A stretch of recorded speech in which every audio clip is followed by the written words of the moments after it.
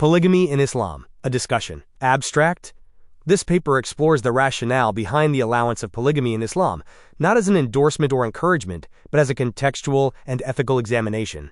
It seeks to understand how Islamic law conceptualizes family structure, responsibility, lineage, and restraint. The discussion contrasts this framework with modern social realities such as divorce, single parenthood, and diffuse sexual relations, highlighting Islam's approach to regulating human desire and social responsibility under divine law. TLDR. It is a sin, haram, and zina to float attraction outside of covenant because you can only touch and gaze at women you're married to. 1. Ethical foundation, responsibility before desire. 2. Preservation of lineage and social clarity. 3. Sacred restraint and modesty. 4. Divine limitation and prophetic exemption. 1. Introduction. Polygamy in Islam is often misunderstood, particularly when examined through modern secular frameworks that prioritize individual freedom and equality. Yet within the Quranic and prophetic context, the allowance of polygamy is not a promotion of indulgence, but a structure for restraint, provision, and clear lineage. This paper does not advocate for or against the practice. Rather, it seeks to illuminate the reasoning behind its inclusion within Islamic jurisprudence and moral philosophy. 2.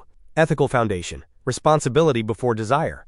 The Quranic allowance of polygamy emerges not from indulgence but from responsibility. Its original context was one of moral duty toward the vulnerable, specifically, orphans and widows left without protection after war. The verse states, "And if you fear that you will not deal justly with the orphans, then marry those that please you of women, 2 or 3 or 4. But if you fear that you will not be just, then marry only one, or those your right hands possess. That is more suitable that you may not incline to injustice."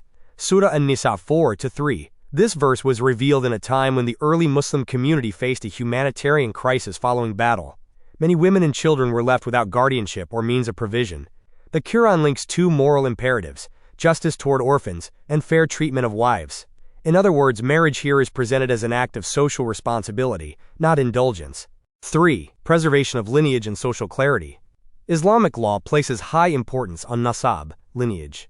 Polygamy, when practiced within lawful bounds, ensures clarity of descent and inheritance.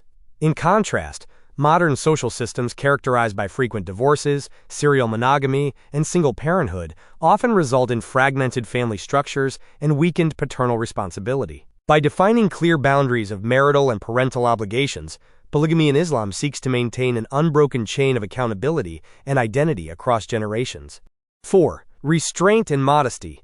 At the heart of Islamic moral order lies haya, modesty, restraint, and disciplined conduct. Islam recognizes human attraction as a natural impulse, but insists that it be governed by divine law rather than indulgence. The Quran directs this discipline explicitly. Tell the believing men to lower their gaze and guard their private parts, that is purer for them. Indeed, Allah is all aware of what they do. Surah An-Nur 24:30. This command does not suppress desire. It contains it within the boundaries of responsibility. Islam prohibits all forms of intimate engagement outside the covenant of marriage, looking, touching, or forming emotional or physical attachment, because such acts are haram and lead toward zina, fornication, or adultery. The Quran warns, "And do not go near adultery, indeed it is an abomination and an evil way." Surah Al-Isra 17:32. The phrase, "do not go near," la taqrabu, indicates not only the prohibition of the act itself, but of every step that precedes it. Casual intimacy, indulgent gaze, emotional entanglement, all of which dissolve the moral discipline Islam requires of men.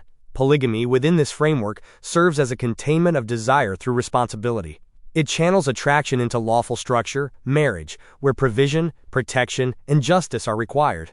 Thus, attraction is not repressed, it is anchored in duty. The man who wishes to pursue attraction must also accept the full weight of financial, emotional, and moral responsibility before God. In contrast, when attraction is diffused across unregulated relationships through flirtation, cohabitation, or casual engagement, it becomes sin because it separates desire from accountability. Islam seeks to prevent this diffusion by sanctifying attraction only within covenant, where affection becomes mercy, rahmah, and responsibility becomes worship. Hence, polygamy in Islam does not expand male freedom, it confines it. It transforms instinct into stewardship and restrains desire within a lawful system of provision, protection, and justice. 5. Divine limitation and prophetic exemption. Islam explicitly limits men to 4 wives, underscoring divine regulation over human appetite. The Prophet Muhammad, peace be upon him, was uniquely exempt from this restriction, a matter decreed by divine wisdom, rather than human preference. Islamic scholarship holds that his marriages were acts of mercy, protection, alliance, and teaching, all guided by Allah's infinite knowledge and not by personal indulgence. 6. Conclusion. Polygamy in Islam represents an organized response to human complexity, an attempt to balance desire, responsibility, and justice within divinely guided limits. It offers an ethical structure for family formation, not a loophole for indulgence. This paper concludes not by advocating practice, but by recognizing the coherent moral logic behind its allowance. Understanding this structure enriches our grasp of Islamic ethics as a whole, a system grounded in restraint, provision, and clear moral accountability.